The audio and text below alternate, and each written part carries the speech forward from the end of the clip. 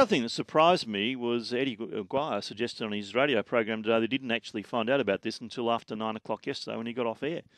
Find out about the players being interviewed, which surprised me because it happened on Sunday. And I would have thought the first thing the club would have done would be ring the president and tell him. But maybe Mick Malthouse didn't know either because he and Eddie had a discussion on air yesterday morning and it didn't come up. Maybe neither of them were aware of it, in which case somebody in the club needs their butt kicked if they didn't tell either the coach or the president. But then there's this. This really indicates a problem with attitude.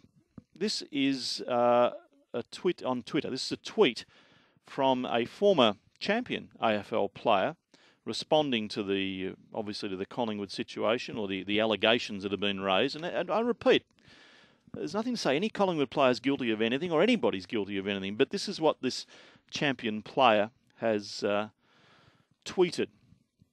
And we've checked it through. It is from him. Girls, ! Girls, when will you learn?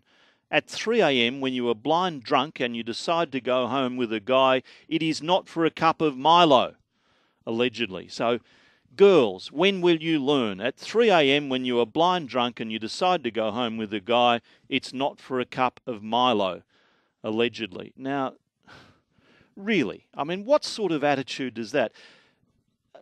If a girl is blind drunk and goes home with a bloke, she still has the right at any stage to say no. And this attitude that says women are somehow to blame.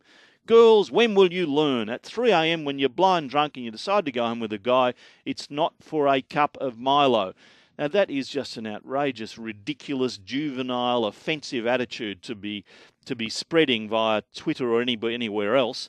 And it comes from a bloke who should know better because he's not a young man. He's a former player and a very successful player. That comes from former St Kilda and Swans player, Spida Everitt.